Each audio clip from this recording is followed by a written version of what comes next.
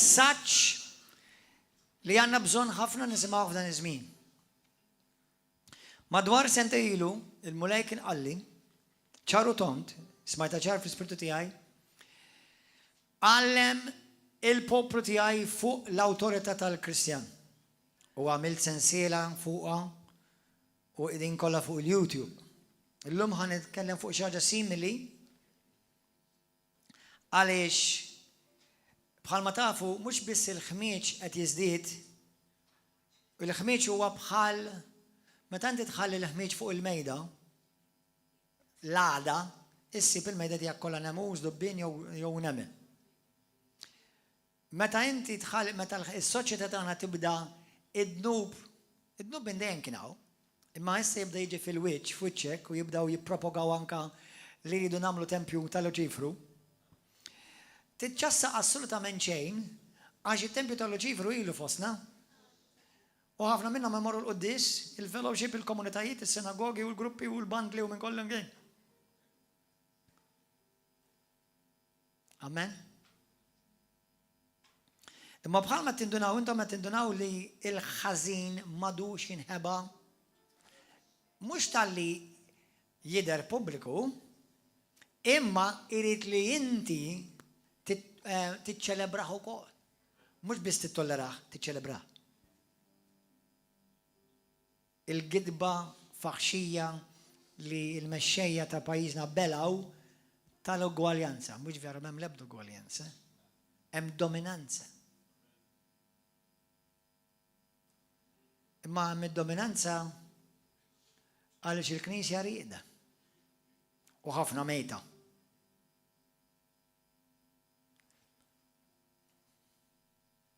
Madwar id-dinja, il-vuċi tal-Kristjan, il-vuċi ta' Kristu tal-Vanġelu qed tipprova tiġi maħnuqa, magħluqa, medda. Però ħanejt xi ħaġa. Sa ċertu punt hekk ħaqqhom.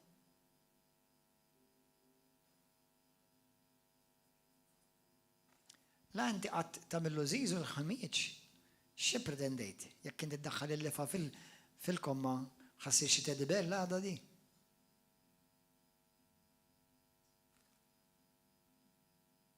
Meta tdaħħal lefa fil-komma hija fl-aħħar mill-aħħar ħadikmek u tifalenak. Għalhekk il-Kristjan mhux imsejjaħ biex jittollera l-ħażin. Il-Kristjan huwa msejjaħ biex jiddomina fuq il-ħażin. U tħossakx bed li tiddomina fuq il-ħażin. Min jgħidlek jiena nħossni ħażin, jgħidlu intu blaħ. Balalu. U I'm sure li inti fen tad-demonju wkoll secretly.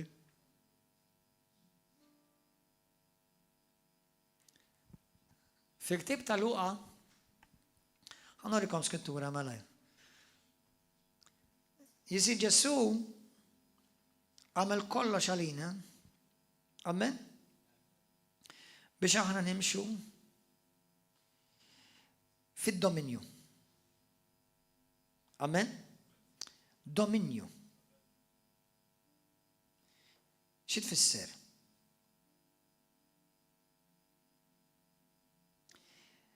Ftakif, kemm il-darba tkellimna fuq l-awtorità. Però, infatti riċenti tkellimna fuq l-qawwa tal-Ispiritu Santu, issa l-kelma dominju huma tnejn f'daqqa. Awtorità u qawwa. Amen? Għandek ħafna Kristjani li forsi talmu xi ħaġa fuq l-awtorità, oħrajn talmu xi ħaġa fuq l-qawwa, imma l-kelma dominju hija flimkien qawwa u awtorità. U l-Kristjan huwa msejjaħ biex jimxi fit-tnejn. Amen? Kull min hu mweled minn ġdid għandu awtomatikament l-awtorità fi Kristu biex jagħmel ix-xogħol ta' Kristu. U kull min huwa mweled minn ġdid huwa muħammed fl-Ispiritu Santu ġie mogħti qawwa. Ġie mogħti qawwa. Meta inti għandek reliġjonijiet oħra madwar id-dinja bħal Iżlam jew anke denominazzjonijiet oħra li saru reliġjon, hekk imsejħa Kristjani jew insara, li jitkellmu reliġjożament. Jinsew li Ġesu ma ġabx reliġjon għalkemm dil-Knisja ta' fasew dik, imma ġab saltna. Intom kontu tafu li intom Ġesu ġab saltna? Aħna parti minn saltna? Saltna. U s-sultan jiġi biex jisaltan, biex jiddomina. Fil-ktib ta' Ġenesi, skrittura li għandkom tkunu popolari magħha di, meta Alla ħalaq il-bniedem qabel ma waqaf id-dnub ovvja, tom dominju biex jaħkmu u biex jiddominaw fuq il-kreazzjoni kollha tal-mulej. Ma meta ħallew id-demonju, intom kontu tafu li d-demonju kien parti mill-kreazzjoni li kellhom jaħkmu fuq? Mhux fuq il-qattus u t-tigra ta' biss kellhom jaħkmu fuq il-kreazzjoni kollha tiegħu. Sewwa, u minflok dak li Alla ħalaq biex jiġi dominat spiċċa domina lilhom. Amen? Issa fil-ktib ta' Luqa 19 bil-Ingliż toġobni iktar jgħid hekk ara. U sejjaħ, he called his 10 servants, sejjaħ l-10 għaddejja tiegħu. Delivered them 10 pounds and said to them, occupy until I come. Okkupaw sakemm jien nerġa' niġi. Occupy until I come. Bil-Malti mhix ħassiba occupy, bl-Ingliż fil-King James jgħidlek occupy. Jiġifieri sakemm nerġa' niġi lura, xogħolok inti li żomm li dak li jiena ġejt tajtek żommu u tħallih x'jiġi mettieħed minnek. Amen? Issa, morru fil-ktib tar-Romani, kapitlu 5. Da wieħed mill-iktar kapitli favoriti tiegħi. Romani 5. U fih ħafna laħam. Kulħadd jgħid warajja, jiena ġejt imsejjaħ biex niddomina. Il-messaġġ tiegħi huwa dan, jew tiddomina jew tiġi ddominat. Jew tiddomina jew tiġi ddominat. Kull ħaġa madwarek f'ħajtek tiġi biex tiddominak. Mhux tinfluwenzak biss, għax daw ħafna li tiġa jiġu influenzati ma' affarijiet sew ħżiena u sew ċertu affarijiet li ma takx huma daqshekk taġġita għalik. Imma kull ħaġa aħseb fuq xi trid. Ħanibdew waħda mill-iktar ovvji, sigarett. Xi ħadd jibda jpejjeb biċ-ċajt, jew biex jħossu mal-ħbieb okej, tibda minn ftit, wara ftit ġranet ħatfek. Kollok it-tentazzjoni, tmur tara l-porno minn għalik li ħataraħ darba, u wara ftit ġranet iddominak. Tgħid tqasqas, tgħid darba, u wara ftit tispiċċa il-ħin kollu tqasqas. Fuq in-nies, fuq l-ieħor u dak l-ieħor. Tmur x'imkien tgħid ħanuħu drink u b'daqsa kemm inhu drink, jiena m'iniex legalistika. Tispiċċa wara ftit xhur ma tistax titlaq dak id-drink għax ġejt iddominat bih. Tintaqa' ma' ħabib jew ma' ħabiba u tgħid inna forsi d-relazzjoni mhix ħelti għalija u hija b'daqsa kemm billi intaqa' l-kafè u billi intaqa' l-te. Tispiċċa wara ftit fis-sodda, iddominat minna jew minnu.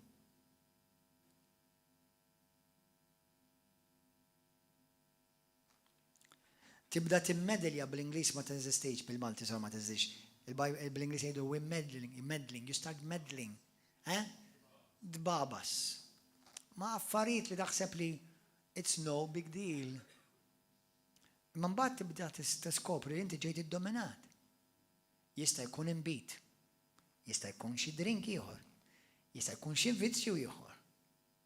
Jisir Pawlu jgħid fl-ewwel Korintin kapitlu 6 vers 11 hemm affarijiet li mhumiex ġnub li tagħmilhom.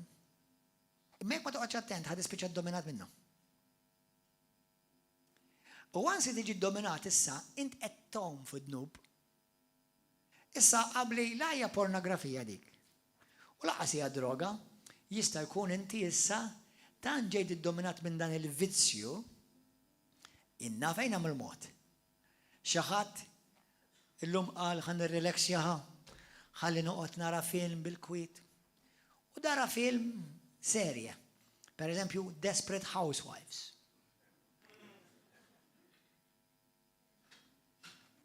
Qatt ma rajtum ba teżisti. Jekk inti di tentazzjoni għalik, mhux tarhom, right? U dejt, jew diħdejt ħanara wieħed. U dal-wieħed serje. U issa tħallik bil-kużità jrid ikompli l-ieħor. U inti spiċċajt waħda minn dawk il-housewives. Desperate. Minn għalik li ħadara wieħed u forsi kont tara wieħed forsi ma kontx ħadam id-dnub. Għalkemm ma nafx li ma Ġesu juhu pjaċir jara Desperate Housewives. Imma hemm affarijiet oħrajn f'ħajtek. Jista' jkun inti għandek xi vizzju, anke jkollok hobby. Bħalma tafu intom jiena nħobb il-Playmobil. Taf li għalija il-Playmobil huma tentazzjoni? Nope. Le, manġa li domx jitolbu fuq xi xin nagħmilhom u Amen. Inġibilhom id-draguni, u mbagħad inġib in-najtek il-dak xejdu l-najtem. Kavallier jerfis li rasu lid-dragun. Sawa. Imma fija xi ħaġa ħażina li tilab bil-Playmobil. Le, imma jekk tiddominak. I'm possessed by Playmobil. Iġifieri ma fija xejn, għamma fajt li ma fija nfusa ma fija xejn. Pero jekk tiddominak fid-dnub. U x'qed jagħmellek? Qed jisraqlek minn dak li Alla għandu għalik. Għalhekk kunu aware. Please be aware illum. Għax dik hija l-kelma li l-punej poġġili fuq qalbi. Sal-erba ma kontx għadni naf fuq xi ħanitkellem illum. Mbagħad waqgħod dik il-kelma f'qalbi. Għalkemm kontinni naħseb fuq ċertu skrittura ma kull ħaġa li hemm madwarek tista' tkun dar ta'.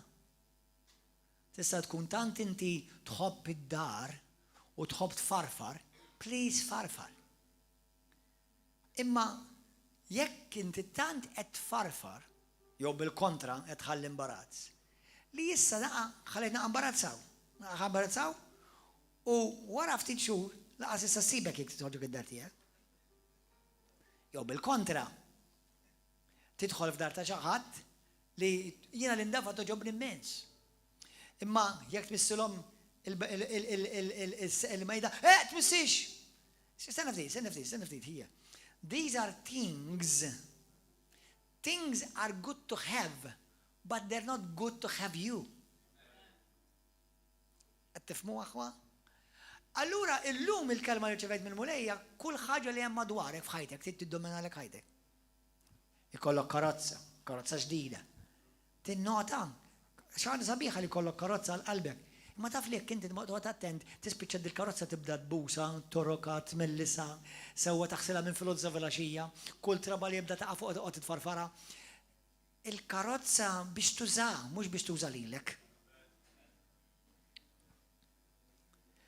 Allura jekk inti tinnota, ħajtek hija kontinwament battalja sa ċertu punt u reżistenza li il-għadu jrid juża xi ħaġa biex ibedek billi inti tqatta aktar ħiba l-mulej, tfaħħar il-mulej, taqdil il-mulej mhux biss tevanġelizza, taqda l-mulej anka tqatta ħima ulidek. Kemm hawn nies li tajjeb li jkollok xogħol il-Bibja tgħidlek fl-ewwel Tessalonkin min ma jaħdimx mhux ħaqqu jiekol. Imma kemm hawn min li laqas għandu ċans jiekol għax kemm jaħdem. Xi ħaġa tajba saret dik il-ħaġa li issa iddominat lek ħajtek. U laqgħad taħima martek, laqgħad taħima wliedek. Qed tifhmuha? U x-xitan ħajuża kollox, innota Alla tagħna kollox. Kull ma bżonn. Imma hemm xi ħaġa tiddominalek ħajtek. Għax hekk qed tiddominalek ħajtek fisser Alla mhuwiex.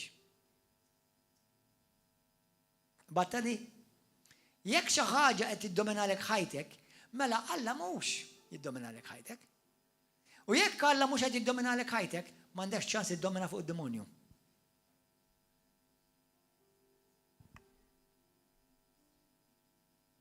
Alla ma id-demonju ma jibżax minnek għax jiġi rivrovla. Aw ħafna jġibuh magħhom, mbagħad imkeċċuh il-barra, praise God. Imma ġibtu miegħek sinjala għattajt miegħu. Amen? Mela kulħadd jgħid warajja, mulej, la tħallinix li ħajti tiġi dominata minn xi ħaġa għajr ħliefek.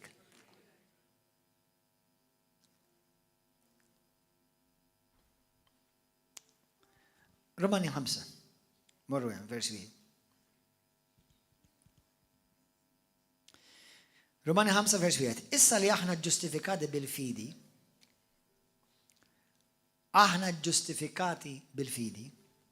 għanna slim ma' Alla. Bil-fidi aħna rċivejna paċi ma' Alla. M'għadniex iktar edewwa tal-Alla, u Alla m'għadux kontra tagħna. Permezz ta' Sidna Ġesu, Kristu. Permezz tiegħu għandna dħul. Permezz tiegħu għandna dħul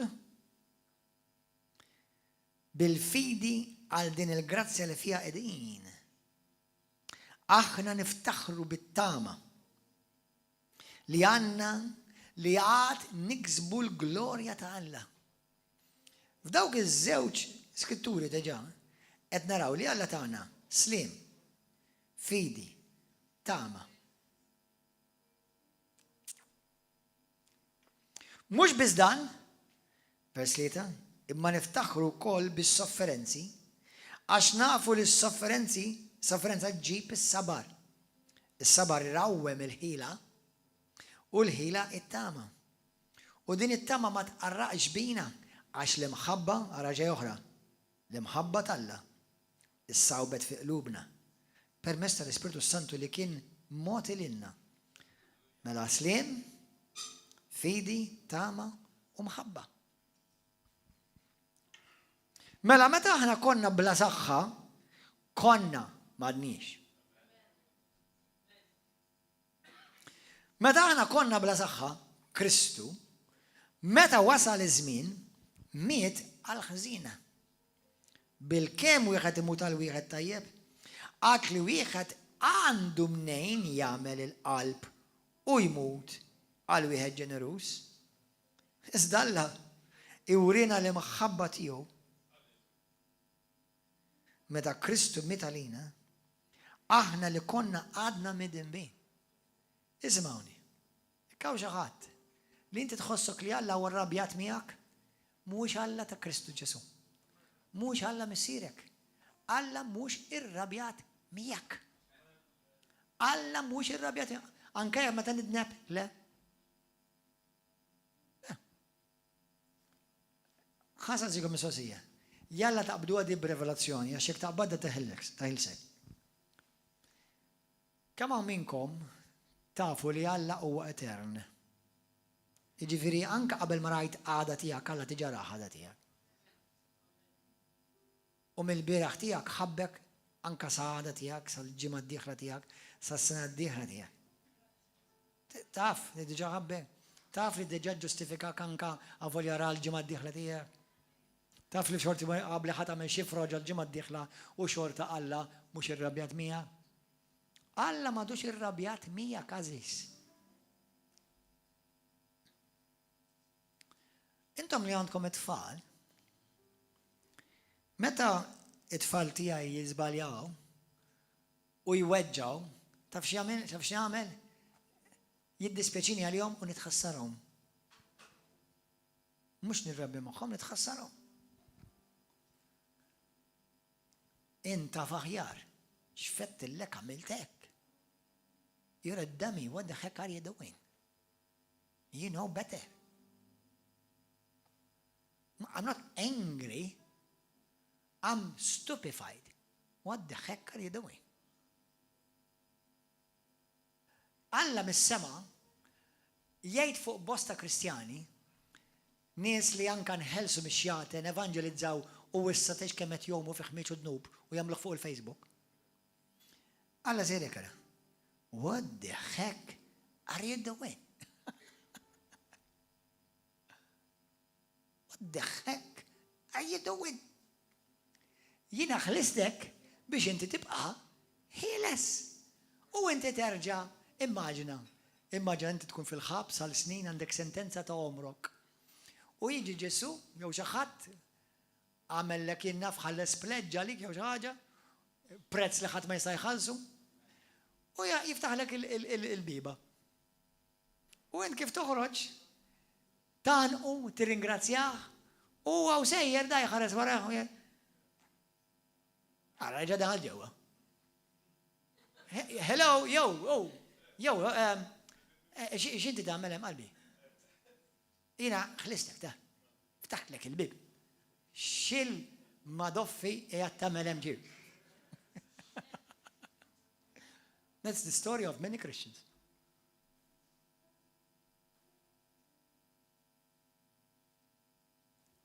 That's a pity. Issa ngħidilkom ħaġa.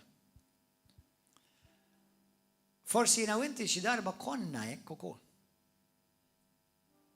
Però jekk inti tibqa' hemm u attent għax qabli dak il-bib jerġa' jingħalaq.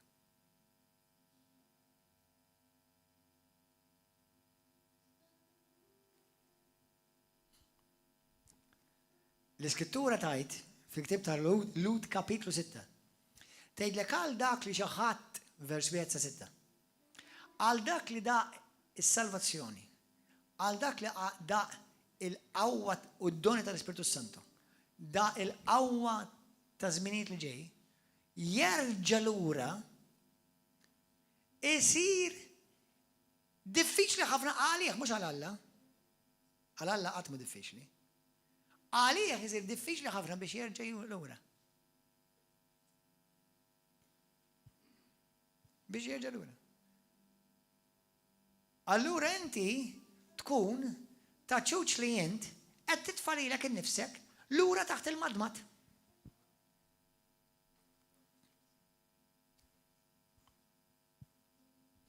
Infakkarkom li d-demonju ma jista' jagħmillek assolutament xejn mingħajr il-permess tiegħek.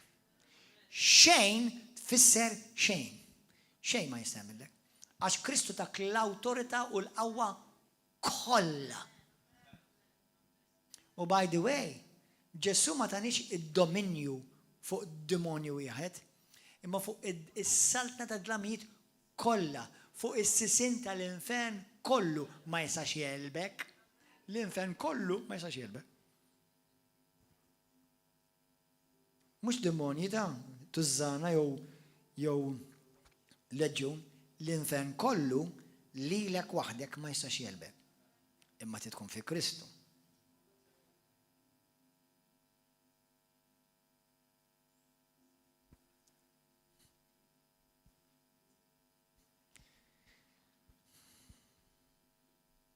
ħankomplu, Romani 5.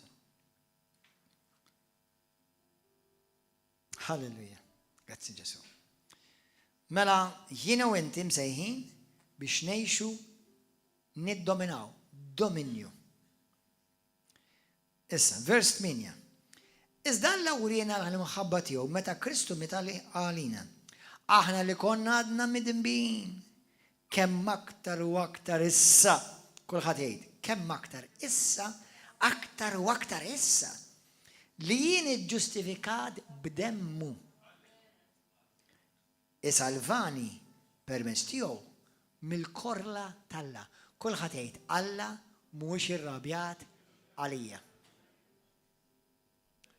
Nista' niktu, tista' tniktu, tista' tġiblu dieqa, grieve, imma ma tistax tirrabjah. Għax Alla mhux l-għadu tiegħek. Jew id-demonju l-għadu tiegħek, jew int l-għadu tiegħek. Alla mhux l-għadu tiegħek. U taf x'inhi l-kbir li hawn fid-dinja, inkluż anke fil-Knisja? Meta jgħidu fil-Knisja mhux bħal di, Meta ħafna drabi l-affarijiet li jiġru taf x'jgħidu għax Alla hekk ried. Jaħassa x'injoranza grassa. Għaliex Alla. Le, mhux Alla, jew id-demonju, jew int. Għax Alla ħad li t-tifel, le mhux Alla ħadulek ta'. Għax ħad li ħalla l-ommi. Issa jekk ommok meta du marek il-ġenna, ħadilek iwa b'dak il-sens. U ringrazzja Alla jekk ħada.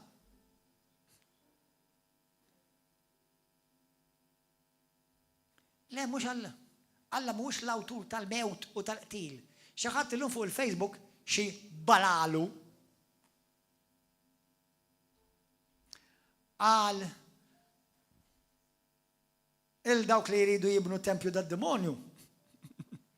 Għal missom ta' wara kollox Alla daqs kemm qatel nies fit-Testament il-qadim. Inti aħna jew maħniex.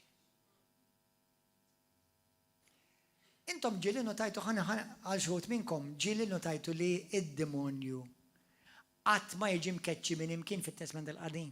Ġieli notajtu għadi. Intom ġieli ngħidu li xi ħadd jieħeles mix-xitan fit-Testament il-qadim. Ngħidilkom x'kienu jagħmlu t-Testament il-qadim. Jekk tgħidilhom li hemm qawwa oħra għajr ħlief Jaħwe, immorru jadrawh.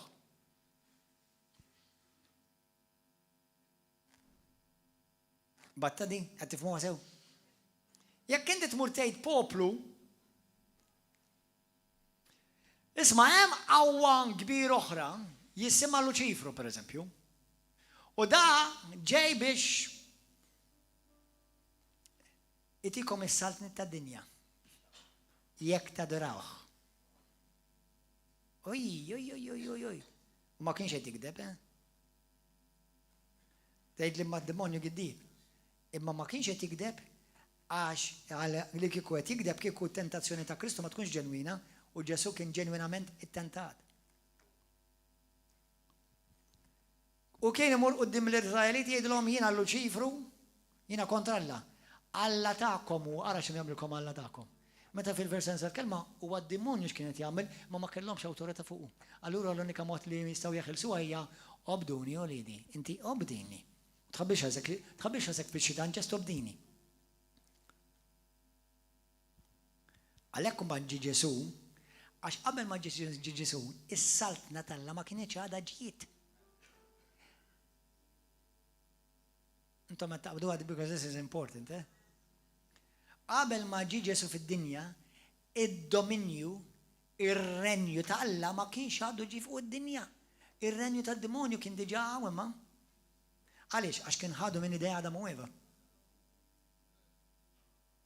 Imma mbagħad ġie Ġesu u bdiet ġenerazzjoni ġdida li jimxu fir-relm, fid-dominju fuq kull saltna oħra jekk jimxu mar-re. Allura meta ġie Ġesu urjom min kien qed jagħmel id-deni, min kien qed jagħmel ħsara, min kien qed jagħmel il-mart. Ħafna fil-Passover, ħafna mill-Kristjani di forsi ma jinnotawx. Meta Alla batilhom il-kastigi, għaliex il-kastigi ma missewx in-nies Alla? Għax dawk li kienu taħt il-protezzjoni tal-Alla jobdu dak li Alla għallhom huma protetti. Qed tifhmu aħwa? Infatti l-Iskrittura tgħidlek imbagħad kien ġie l-anġlu tal-mewt biex joqtol lill-ewwel wild ta' dawk kollha li huma fl-Eġittu. Issa ftit, aħna minn li Alla qatilhom, il-Bibja tgħidlek l-anġlu tal-mewt qatilhom. Imma qatilhom hemm intom jekk intom tobduni u troxxu d-dem tal-ħaruf fuq djarkom, l-anġlu tal-mewt ma jistax imiskom. Allura x'għandna fid-dinja? Għandna reliġjużi iwaħħlu f'Alla. Għandna nies ignoranti iwaħħlu f'Alla, għandna nies li ċuferjani u satanisti iwaħħlu f'Alla, u l-unika nies li jafu l-verità huma river of love.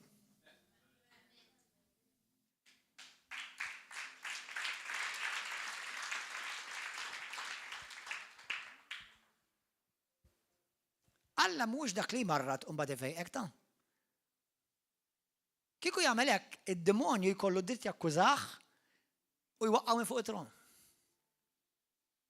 Alla ma jmarratx nies. Sempliċement għax m'għandux xmart jista' jagħtik.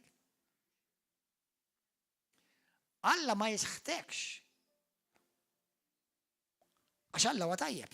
Jista' d-dawl jipproduċi dlam. Alla huwa dawl. Fih m'hemm l-ebda dlam. Allura jiena u inti rridu narfu li aħna qed ngħixu f'ħajja li kontinwament id-demonju jrid juża kollox biex kontinwament jiddominak. U mhux jiddominak biss. Idek wan. Iftħu jedninkom. Irid iddawrek kontra Alla. Għaw xaħat minnkom ġili ħattuha kontra Alla? Olli dej. Kif qiegħdaw? Kif qiegħdaw int? U ħatta kontra Alla. Nidnejlek għaliex? Għax ma ħajmuhux għalih. Għax tħassrek. Tħassrek. Ħassasikom mistoqsija oħra. Intom ġieli għad ħsibtu għaliex il-bnidem jista' jsalva u d-demonju le. Ġieli ħsibtu għadi. By the way, id-demonju Satana huwa mhux isem, by the way, meta aħna ngħidulu Satana oħroġ, jew xidan oħroġ jew spiritu ħażin oħroġ, dak mhux ismu, dak huwa l-missjoni tiegħu. Satana tfisser dak li jiġi kontra Alla. Ismu propja huwa Luċifru. Ġifieri Luċifru huwa Satana għal dawk li intom taqraw l-artiklu tat-TVM li żgur mhumiex l-aħjar riżors għall-informazzjoni biblika. Imma jekk tisimgħu rux ma taċċuċċati u ereżijiet araw dak.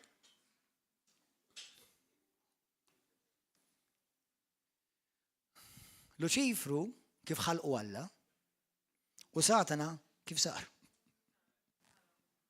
Alla maħluq Satana. Ma mhux Alla ħalaq id-demonju, le. Alla ħalqu dak li jiddi bid-dawl, dak li ħares oħrajn anġli oħra taħtu kien is-second man in command wara Alla. Ma kien kreatur, kien ikkreat, sorry. Alla u l-kreatur u huwa ikkreat. U meta waqa' ma baqax Luċifru ġem il-kelma luċe. L-imdawwal. L-imdawwal. Ma baqax imdawwal imma. Għalkemm għandu l-kapaċità jidher bħala anġlu tad-dawl. U f'Malta jridu jagħmlu lu tempju. Misna mmorru. Kemm minnkom tiġu ħannara? Ħannaraw fejn huma Kristjani vera issa. Isma' by the way, jiena ġieli rajt nies jinħelsu minn spiritu tal-Luċifru da. Spiritu ta' Belzebub. Spiritu minn kwalinkwa spiritu ieħor. Rajt nies jinħelsu minn dawn l-ispiriti. What's the big deal? Inti temmen li Ġesu karkarhom u rebaħ fuqhom jew le? Amen, hello, inti temmen li Ġesu rebaħ fuq Luċifru jew le? Taf kif ħankun naf żgur? Ħanqabbadkom tmorru il-konferenza tagħhom.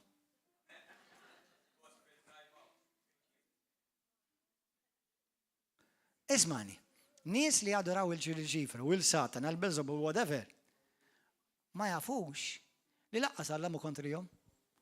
Id-demonju kontrihom. Għax huma mqarqa. Huma mqarqa.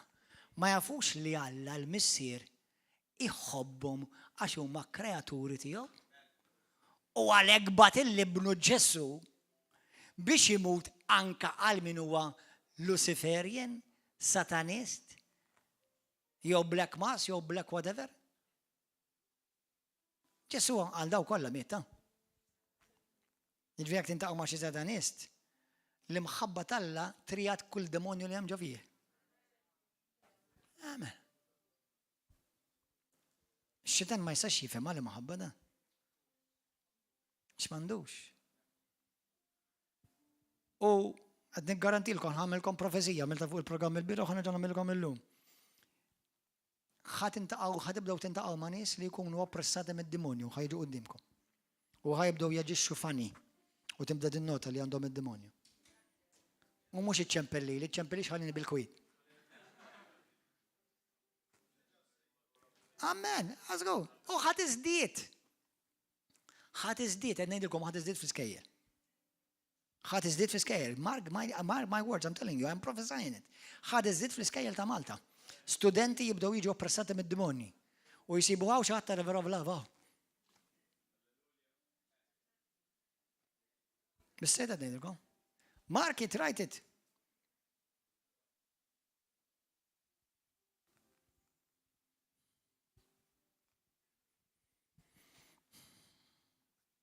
Mela xa jagħmel id-demonju? Jipprova jġibek kontra Alla. Jisraqlek ħajtek. Irid imardek. Irid li inti ma twettaqx il-pjan li Alla għandu għal ħajtek. Irid ġa semmejtilek li inti twaħħal fil-ħażin li għandek f'ħajtek, twaħħal f'Alla li Alla millek. U oħra, u fl-aħħar mill-aħħar iridek taħseb li ju huwa kreatura benevolenti li infatti fil-veru sens tal-kelma u jridek il-ġid. Iridek tħorx liberu. Mhux tal-li ġielek tipprova temmen li Alla huwa kontra tiegħek, imma kemm hu qarriq, iridek ġielek temmen li issa Luċifru huwa tajjeb. Għal dawk li, by the way, reċenti f'Malta moħkom hawn. U naf li ħajsemgħu ħafna television u probably ħajsemuni fuq it-televiżjoni di. Thank you bil-qudiem tal-pubbliċità. Raġel li reċenti qatel tifla kien Luciferien.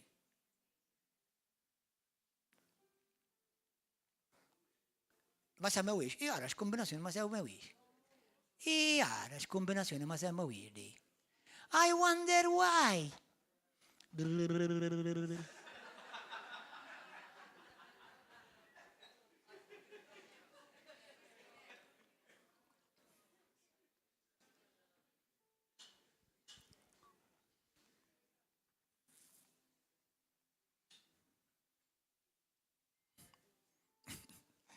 Kulħadd jgħid praise you Jesus. Kulħadd jgħid Ġesu Kristu għare. Ġesu saltant fuq is-slaten kollha. Halleluja. Jesus. Amen. Ix-xitan irid joħodlok ruħek li jibgħatek fl-missir tal-infern. Morru f'Romani 5. Qed tieħdu pjaċi. Qed titgħallem xi ħaġa. Jaqbillek. 10. Jekk meta konna għadna edewa talla, kulħadd jgħid kont għadu talla. Imma m'għadniex.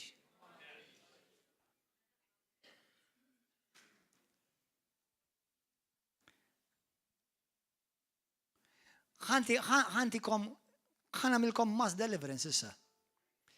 Int ma tista' tagħmel assolutament xejn biex iġġiel lil Alla jobodok.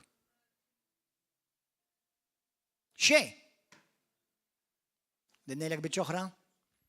U ma tista' tagħmel assolutament xejn biex Alla jħobbok inqas milli diġà jħobbok. Xejn. Dak is-salib huwa il-bidu u t-tmiem tal-imħabba u l-grazzja tal-Alla. Alleluja. Amen naħwa. Iġviri jekk hawn xi ħadd jgħidli għax pastor, naħseb il-mulej tellajtomlu. Le. Dak għandu l-ikbar frotta tal-paċenzja għand bitih.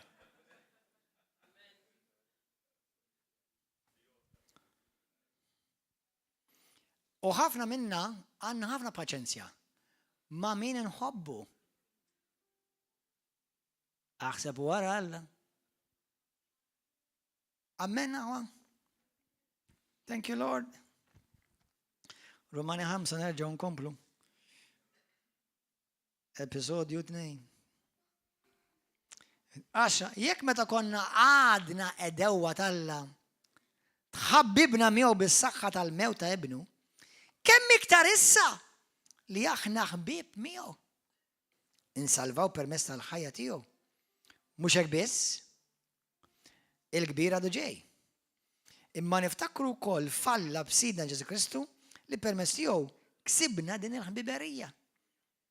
Jiena u int il-ħbieb tal-Alla. Bħalissa l-mulej taf xi tgħid lill-anġli araw il-ħabib tiegħi qed jitkellem fuqi. Qed jgħidilhom bl-imħabba tiegħi. Dak huwa l-ħabib tiegħi. U meta inti xxandru u tgħid il-nies x'għamel mal-jom il-mulej, hekk jgħid fuqek. Għalhekk bħalma kien permezz ta' bniedem wieħed lid-dinja fid-dinja daħal id-dnub. U permezz ta' dnub il-mewt, u hekk il-mewt laħqet il-bnedmin kollha għax kollha dembu permezz ta' dak il-wieħed. Kienet għada ma waslitx il-liġi, id-dnub kien diġà fid-dinja. Imma d-dnub ma kienx madawt, la darba liġi ma kienx hemm. Madan kollu l-mewt saltnet, innitaw kelma saltnet. Jiġifieri id-dominat. Il-mewt id-dominat, id-dnub id-domina. U ma setgħu jagħmlu xejn fuqha sakemm jiġi il-feddej. Madan kollu l-mewt saltnet ukoll minn Adam sa Mosè. Imqar fuq dawk li ma waqgħux fid-dnub li fih kien waqgħa Adam. Xi kien li kien xbija ta' dak li kellu jiġi. Nixxejn ngħidilkom aħwa. Jalla tisma' dawk kollha li qed jisimgħu bħalissa. U jalla hemm xi Luciferjin qed jismgħu wkoll. Jalla hemm is-satanisti jisimgħu. Ngħidilkom għaliex isiru Luciferjin u satanisti. Tiskandalizzaw xruhkom, okay? Jew raw suppost ministru tal-Alla, suppost jagħmel il-kontrarju, skandalizzaw. Jew ġew xi abbużat minn xi hekk suppost ministru tal-Alla, suppost. Jew xi balalu b'xi lbies reliġjuż għallhom għax Alla hekk irid. U jwaħlu f'Alla. Darba smajt storja għalli meta kien hemm tifel u mitlu missieru. Meta kien żgħir. Marant raġel reliġjuż li bħalhom f'Malta jiddispeċini ngħid għandna bosta. U mar jikbi għan dan il-ministru suppost. Alla ħadlek id-dadi. Meta kiber tgħix kemm qatel nies. Għax tgħix kemm sar jobot il-Alla li ma kellu xaqsam xejn ma qtil ta' missieru.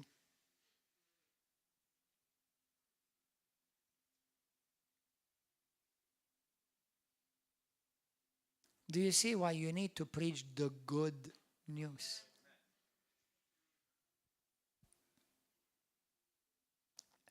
Malti nawawċi. Jalla tkun wieħed minn dawk li Alla dak il-grazzja tisma' dal-messaġġ. Għal ħafna snin ġejt imqarraq. Mhux vera smajt il-Vanġelu.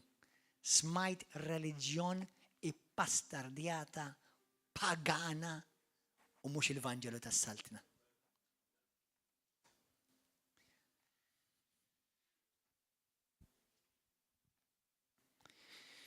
Ajma, malej. Romani 5. Grazzi Ġesu. Vers 15. Imma d-don mhuwiex bħal ħtija. Għax jekk permezz ta' ħtija wieħed mietu l-kotra, aktar u aktar issa l-grazzja tal-Alla, kulħadd jgħid aktar u aktar. Aktar u aktar u aktar issa l-grazzja tal-Alla. U d-don moti bil-grazzja ta' bniedem wieħed li hu Kristu Ġesu, xterdu bil-bosta fuq il-kotra. Kulħadd jgħid id-don. Id-don tal-grazzja. Jekk jien antik regal, dak jissejjaħ don, gift. Jekk inti għamilt li xogħol u jiena ħallaslek dak tissejjaħ premju. Meta tkun ġejt moti rigal, qatt ma nista' noħdulek lura. Għal dak tajtulek bħala don. A gift, you can't earn it. And once it's given, it's yours forever. Inti ma taħdimx għal rigal, taħdem għal reward, premju. Sewwa, jekk inti xi ħadd jiġi jgħidlek isma' irid imbirkek u jtik ċekk, jew jtik xi ħaġa sabiħa ta' valur, u inti tu jpjaċir biha. Issa, inti dik irċevejtu bħala rigal b'xejn. Jekk xi ħadd jgħidlek isma' għandi 100 euro, grazzi tal-li sewwejt il-karozza tagħha, ħanħallsek 100 euro tajjeb, ma dak mhux rigal, dak ħlas. Ma once li huwa rigal inti ma tistax titilfu għax huwa rigal.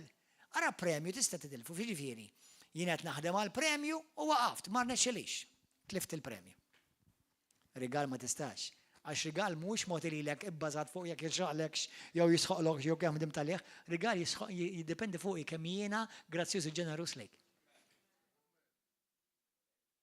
Rigal qatt ma huwa mhuwiex suġġett ta' kemm jixraqlek int, rigal huwa suġġett ta' kemm hija qalb ta' ġenerużità il-bniedem li jagħtihulek.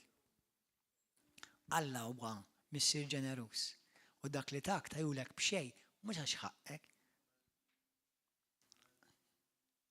Amen għamma? U xtak abbundanza ta' grazzja u don tal-ġustifikazzjoni ġifieri għal dawk li intom tifhmu bl-Ingliż jgħidulu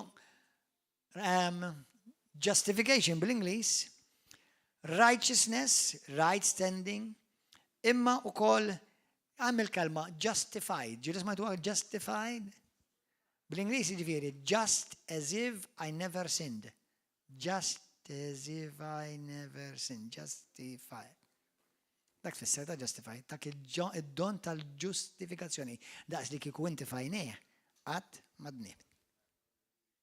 Just as if I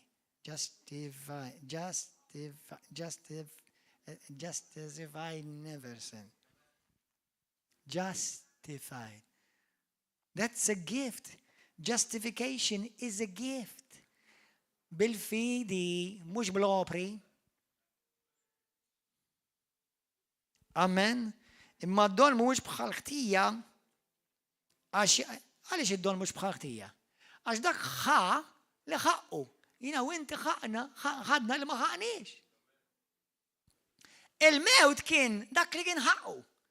Imma l-grazzja u l-ħajja u l-maħfra u d-don tal-grazzja u l-ġustifikazzjoni dak minn minna ħaqqu.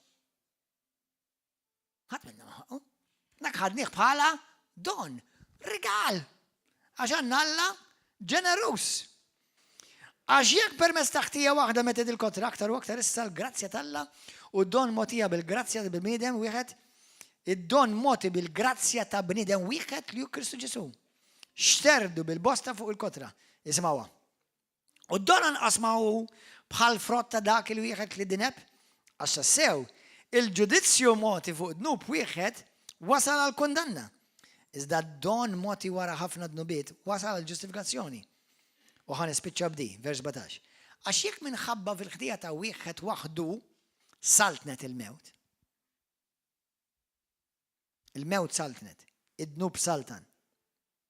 Permezz dak il-wieħed aktar u aktar, kulħadd jgħid aktar u aktar, dawk li jirċievu il-kotra tal-grazzja, aħna mhux irċivejna naqra grazzja da, kotra ta' grazzja,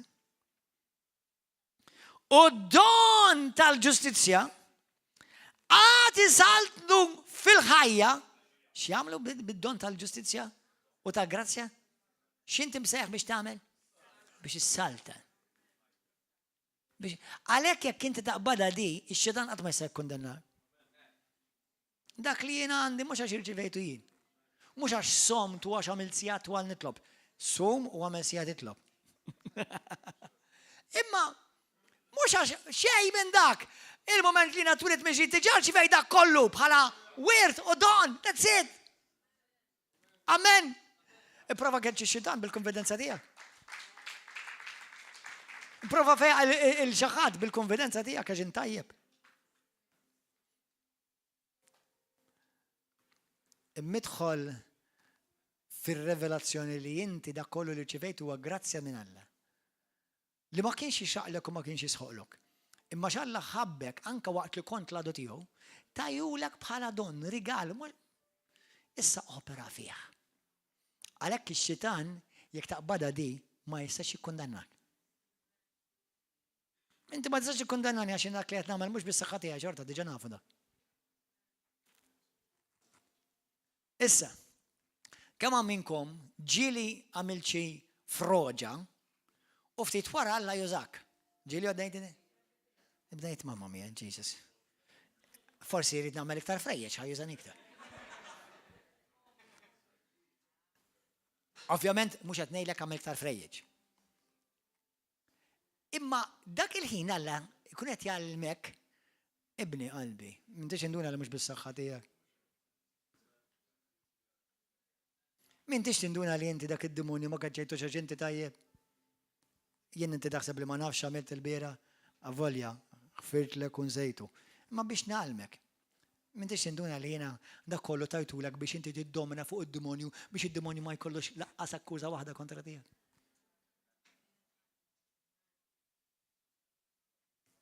Allura jekk jiena nidneb x'nagħmel, pastor, għidlu sorry, aħfilli, nindem minn qalbi. That's it. M'hemm xi iktar. Ma nistax nagħti xi ħaġa, tista' tagħtini kollox jekk trid, imma xorta ma jagħmel nibda differenza.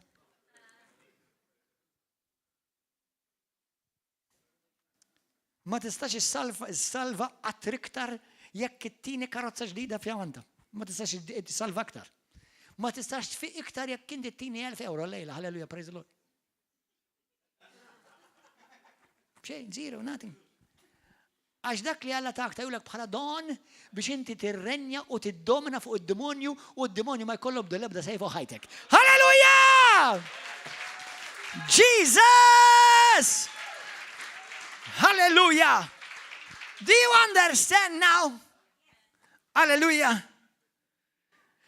Alla jaf li jina u inti dajfa. Inti xaħseb li inti skoprejt l-ewwel darba li inti dajjef. Inti taħseb li inti kellek l-ewwel revelazzjoni li ndajjef. Aħna dajfa. Għalhekk Alla għażel id-dajjef. Biżgur. Ħadd ma jkollu fuq xi jiftaħar. F'xejn. U biex li d-demonju għamillu ara kif ħana irdek. Ħanaqbad traba biżejjed. U ħanpoġġi l-ispirtu tiegħi fuq. Din it-traba. U din it-traba kull fejn tmur tredlek. U ġib is-saltna ta' dlamiet tiegħek fuq fix-xejn. Kulħadd jgħid dik it-traba jien. Farfalla naqra l-ispallejja, farfalla naqra l-ispallejja. Inti immarkat minn Alla. Ejt il-dak ta' dejk, ejtlu inti immarkat minn Alla. Alleluja. Alla ma jitħassarx il-Luċifru ma. Ftitilu għettilkom intom taf għaliex jitħassar lilek u salva lilek imma l-Luċifru mux ħajsalvaħ taf għaliex. Għaliex lili u lilek Alla jitħassarna għax waqs li jaf li aħna dajfin, jaf li weħidna fina nfusna, id-demonju jista' jilibna fina nfusna. U jaf li minajr Kristu, aħna dajfa u l-iktar ħaġa li nagħmlu l-aħjar hija nidimbu. Imma x-xitan Alla għamlu perfett. Ħadd ma kellu l-ħadd jittantak id-demonju. Alla jista' jħares lejja u lejlek, jgħidlek ibni naf li it-tantak dak u xeġa, ma sabek naqra dajjef. Imma l-demonju min it-tantak. Dik hija waħda mir-raġunijiet għaliex m'hemm salvazzjoni għalih. Kien jaf 100% x'inhu jagħmel. Apparti li l-Bibja tgħidlek fil-Ktieb tal-Lut kapitlu 2, Alla ma bax il-libnu biex jifdil l-anġli. Ma biex jibdil l-bniedem. Tinnejdilkom kemm hija kbira l-grazzja li Kristu wera miegħi u miegħek. Mella Alla, praise and worship team come. Meta d-dineb ħada kontra tiegħu Luċifru u kwart tal-anġli, Alla baqa business as usual. U ma mel xejn. Alla kellu bnidem wieħed u d-dineb. U qalab il-ġenna ta' taħt fuq biex jerġa' jmur jirbħu lura. Abbanduna s-sema biex jiġi jifdi lilek. Kemm int prezzjuż, mamma mija? Kemm int expensive? X'valur hemm fuq ruħek? Mhux ta' b'xejn id-demonju jipprova jibgħatlek l-ex boyfriend, l-ex girlfriend, l-ex ħabiba, l-ex ħabib, id-drink, is-sigarett, il-kumpanija ta' qabel. Xi prezzoli hemm fuq ħajtek?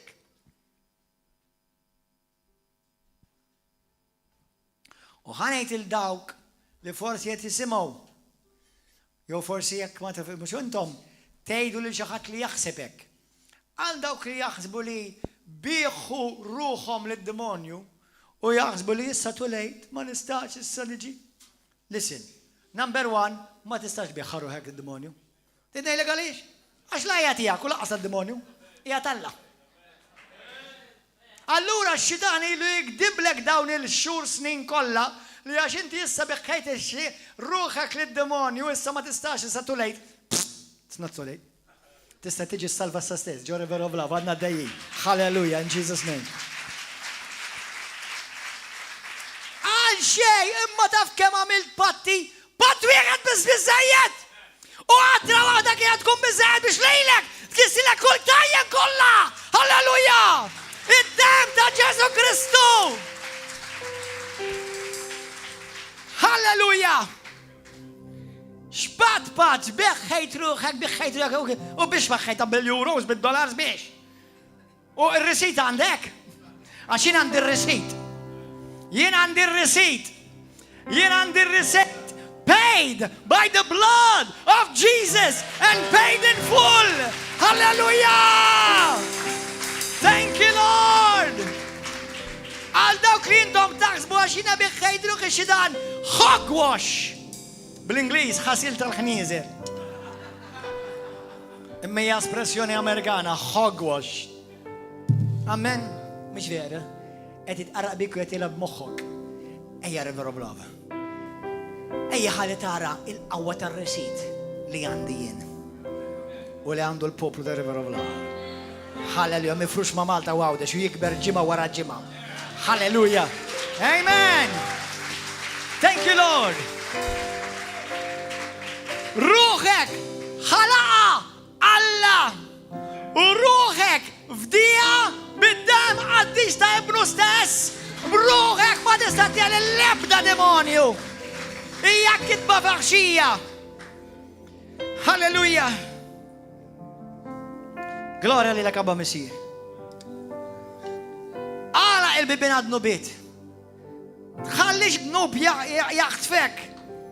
Għax id-gnub huwa l-aċċess fejn id-demonju jkollu dritt jidħol biex joppressak. Biex imbagħad iġibek taħt oppressjoni, depressjoni, jamik spiritualment. U tispiċċa tibda temmen il-gideb tad-demonju. Jiena u inti msejħin biex niddominaw. Ħanerġa' naqra ħilkom għall-aħħar darba. Romani 5, vers 17. Aqrawa miegħi. Għax jekk l-imħabba, jekk minħabba fil-ħtija ta' wieħed waħdu saltinet il-mewt. Permessa dak il-wieħed, Adam. Aktar u aktar dawk, aktar u iktar jien, Gordon Jomanxe. Aktar u dawk li jiġu River of Love, dawk huma parti mill-familja River of Love. Aktar u aktar dawk kollha li jsejħu l-isem ta' Ġesu. Jirċievu il-kotra tal-grazzja u d-don tal-ġustizzja isaltnu f'din il-ħajja. Isaltnu jiddominaw f'din il-ħajja. Permessa dak il-wieħed li huwa ħadd iktar ħlief Ġesu Kristu ta' Nazaret. Alleluja. Kulħadd iqum bil-wifqa. Kulħadd jitlob warajja su stess. Poġġi dek fuq qalbek. Inti fuq il-YouTube, Facebook, fuq il-televizjoni, jgħid talba warajja. Ejja nikkonsagraw ħajjitna lil-Mulej. Tgħid li passi jiena fattarta. Għamil froġa. Tieni biċċa nħobba l-froġa. Alleluja. Jekk hawn xi ħadd minnkom xi darba biħħejtu ruħkom lid-demonju, hawn xi ħadd hekk, only day, kun honest me, that's okay, no problem. Hawn xi ħadd xi darba hekk. Xi darba mortu black mass, jew grey mass, jew red mass, jew blue mass. Hawn xi ħadd. Hogwash. Ħdej il-qawwa ta' Sidna Ġesu Kristu, it's hogwash, zero.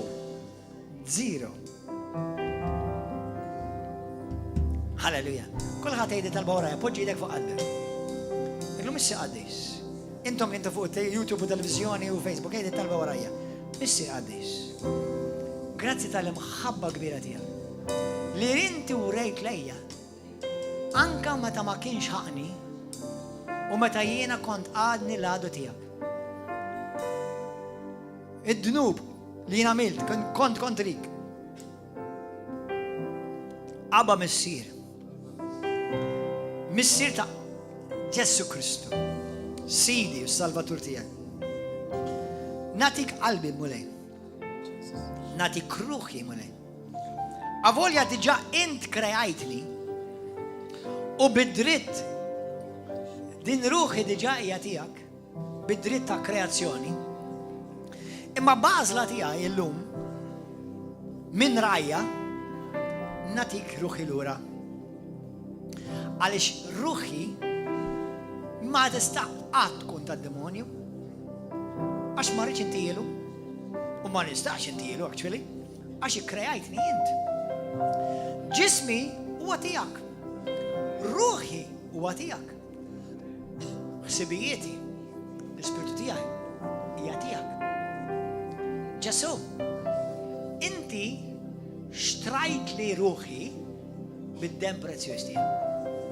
U ħallejt li rċevuta warajk biex jien inkun nista' nuri il-qawwiet tad-dlamijiet li din li rċevuta għadha tozza llum. Li jien mixtri bid-dem tal-ħaruf tal-la Ġesu Kristu. Mulej, kull irbit li kelli f'ħajti, jekk kien hemm xi ħaġa li jien għamilt fil-passat, xi ħaġa li xi ħadd seta' għamel fuq ħajti, jew xi vizzju li jiena waqajt għalih u ħallejtu jiddomina li ħajti, jekk hemm xi dnub, perverżjoni, droga, sessualità, alkoholizmu, lob tal-azzart, nuqqas ta' maħfra, jekk hemm xi ħaġa li jien ħallejta tiddominani, inkisser issa stess id-dominju tagħha minn fuq ħajti. Illum jien niddikjara li minn rajja u bil-ferħ f'qalbi nidħol totalment u kompletament taħt id-dominju ta' Ġesu Kristu, ir-Re tar-Rejiet, Sultan tas-Slater. U d-demonju m'għandu l-ebda seta' u qawwa fuq ħajti. Jien ta' Ġesu mifdi kompletament u totalment bid-dak id-dem prezzjuż tar-Re Ġesu li bentala l-ħaj. Mulej, nagħlaq il-bibien kollha f'ħajti u ma ħanħalli xejn jiddomina li ħajti. L-ebda vizzju, l-ebda dnub, l-ebda ħażen, l-ebda nuqqas ta' maħfra, l-ebda odju, l-ebda erq, mu ħanħalli xejn, ma nittollera xejn jiddomina li ħajti. Din ħajti hija tiegħek Mulej, minn qalbi ngħidan fis-sem Ġesu Kristu.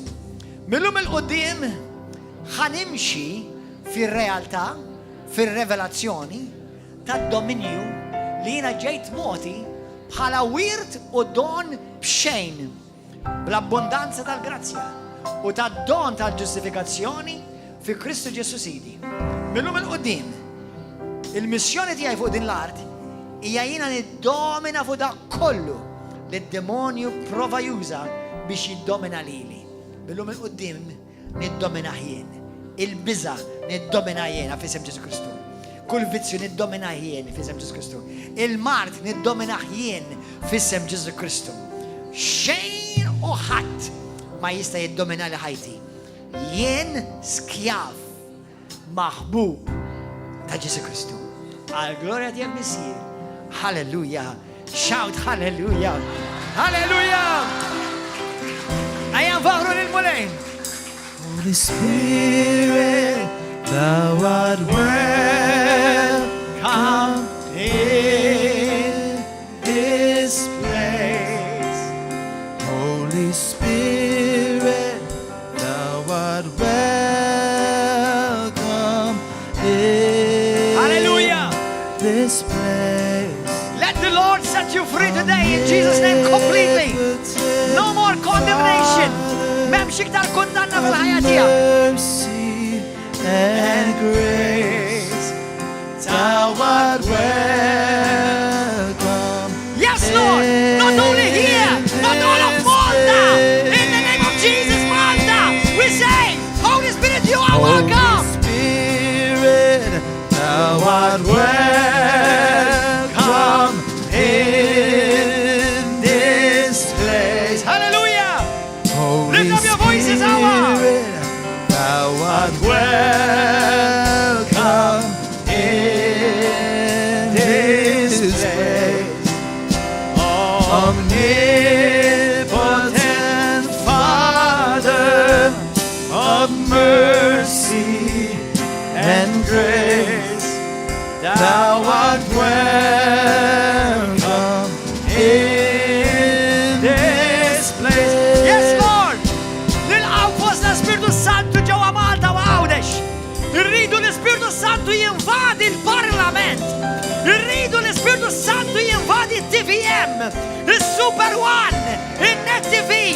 Irridu l-Ispiritu Santu biex jinvadi il-Departiment tal-Edukazzjoni. Irridu l-Ispiritu Santu biex jinvadi il-sistema tal-ġustizzja. Hallelujah, tolbu bl-Ispiritu Awa. Lift up your voices. Lift up your voices. Shadareba basoro bossada. Sodora baba yabadosho. Ora yababa baba sata kaya raba basor. Holy Spirit, thou art welcome in Yes, Lord. this. Hallelujah. Holy Spirit, thou art welcome in this place. Omnipotent Father of mercy and grace, thou art welcome in this place. Hallelujah. Let's pray for the people. And nitolbu għan-nies fuq Facebook u fuq YouTube. Nitolbu għalikom estendu idejkom lej il-kameras. Għan nitolbu għan-nies li jen fuq il-Facebook fuq YouTube. Mulej għaddis. Inti Alla omnipresenti. Xejn huwa impossibbli għalik. Xejn. Xejn diffiċli għalik Abba Missir. Fil-ħnina kbira tiegħek int bat l-Aziz ibnek Ġesu biex imut għalina l-kol.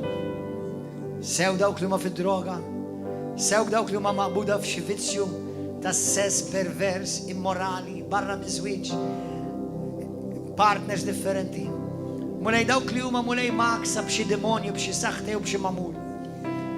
Ġesu inti tħobbhom kollha l daw. Bħal ma ħabbejt lilna. Dawk li huma maħkuma minn xi marda, dawk li huma maħkuma minn xi mamul, minn xi vizzju ħażin, xi saħta tal-antenati mulej tal-ġenerazzjonijiet. Mulej mem imkien għalik impossibbli biex l-Ispiritu Alla, l-Ispiritu tiegħek jidħol. Mulej aħna llum il-poplu tiegħek River of Love. Nitolbu għal dawk in-nies kollha li jaraw wara daw il-kameras fuq Facebook, televiżjoni, YouTube, nibatu l-kelma qaddisa tiegħek mulej. U dak il-persuna li qiegħda wara l-kamera, dik il-persuna li qiegħda tikbi bħalissa, li inti dik il-persuna li tħoss il-qawwa tal-Alla fuqek u qed titrijat dak huwa l-qawwa tal-Ispiritu Santu l-mulej tiegħek ħilsek, halleluja. Mulej, Ġesu jħobbok, anke jekk inti tbiegħet mill-mulej huwa qatt ma jiġħdek. Sakemm għadek ħajja, sakemm għadek ħaj, għad baqalek it-tama. Jekk ix-xitan gidiblek għax irnexxielu jitġelek temmen li issa too late, it's never too late. Never too late. He's a liar and he's the father of lies, huwa gidib u missier il-gideb. Ejt il-mulej issa stess. Jekk inti qiegħda fuq televiżjoni, fuq xi screen, mista l-screen. Forsi dejli naqra banali. Dak huwa biss dawn nagħmluhom ċertu affarijiet xi kultant mhux dejjem. Bħala step ta' fidi, pass ta' fidi. Li inti qed toħroġ qalbek għall-mulej. Ħalli tolbu għalik issa stess. Mulej qaddis. Nibgħat in-nar qaddis tal-Ispiritu Santu. Biex f'isem Ġesu Kristu. Kull mara li hija maħkuma mid-demonju. Spiritu ta' abbuż, spiritu ta' depressjoni, spiritu ta' mart, nikmandaħ issa stess biex jitlaq minn fuqek u nfakrek li mandu l-ebda dritt jibqa' fuqek. In Jesus name, f'isem Ġesu.